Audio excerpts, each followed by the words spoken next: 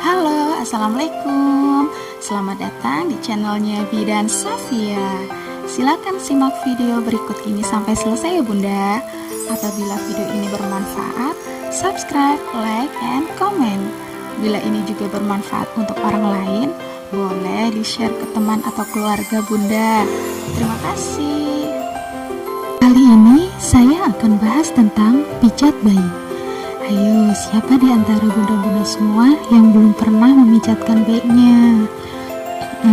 Saya kira hampir semua bunda sudah pernah memijatkan bayinya ya. Entah itu di dukun pijat, baby spa, atau melakukan sendiri di rumah. Nah, pijat bayi ini merupakan suatu tradisi yang sudah turun-temurun dilakukan.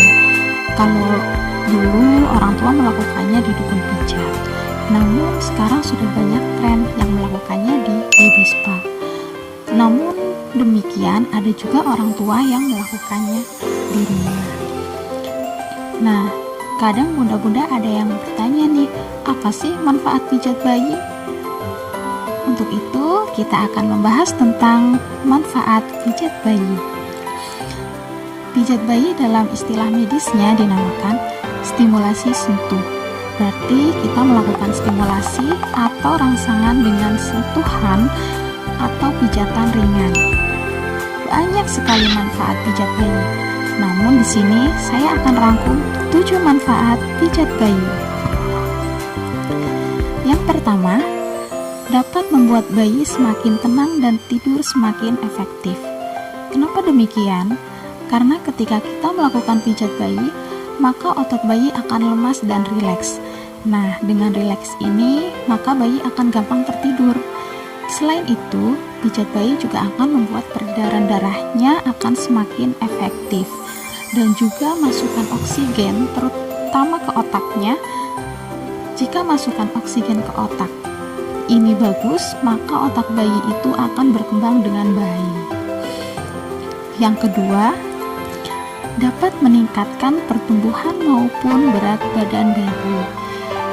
Nah, dalam suatu penelitian dikatakan bahwa jika kita melakukan pijat bayi pada bayi baru lahir, terutama pada minggu pertama secara rutin, itu dapat meningkatkan kurang lebih 20-40% kenaikan berat badannya dibandingkan dengan bayi yang tidak dilakukan pemijatan. Kenapa demikian?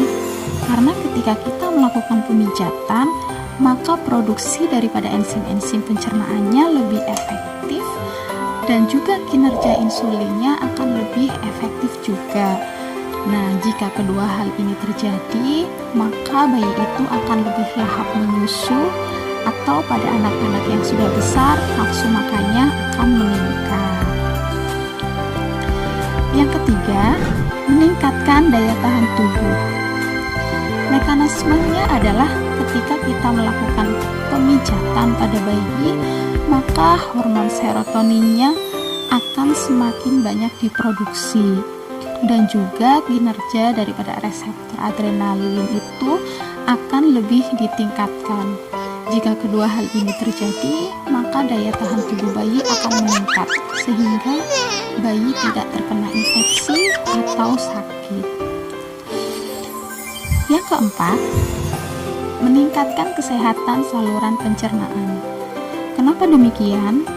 Karena ketika kita melakukan pemijatan pada bayi, maka kita ingin meningkatkan gerakan usus bayi melalui peristaltiknya, sehingga bayi tersebut akan terhindar dari sembelit atau konstipasi. Dan dengan pijat bayi juga dapat meningkatkan peredaran darah di area perut yang akan cegah bayi itu dari kembung. Yang kelima, dapat meningkatkan kesehatan saluran pernafasan. Kenapa demikian? Karena dengan pijat bayi, kita mencoba untuk meningkatkan persyarafan dari pernafasannya. Yang keenam, mengurangi rasa sakit dan nyeri. Nah, dengan kita melakukan pijat bayi, maka produksi hormon oksitosin maupun endorfin pada anak akan semakin meningkat. Kedua hal ini akan mengurangi rasa nyeri, terutama jika bayi Anda mulai tumbuh gigi atau atau mengalami pilek. Yang ketujuh, mengembangkan komunikasi, rasa percaya diri, dan pemahaman kebutuhan bayi. Nah, ini penting nih untuk bunda yang melakukannya sendiri di rumah. Melalui pijat bayi, interaksi antara bunda dengan bayi akan tercapai dan bondingnya juga akan semakin meningkat. Nah, dengan melalui pijat bayi ini, juga rasa percaya diri bunda sebagai orang tua juga akan meningkat dan bunda akan lebih paham isyarat-isyarat yang diberikan bayi, misalnya ketika dia menangis, tersenyum, maupun tertawa.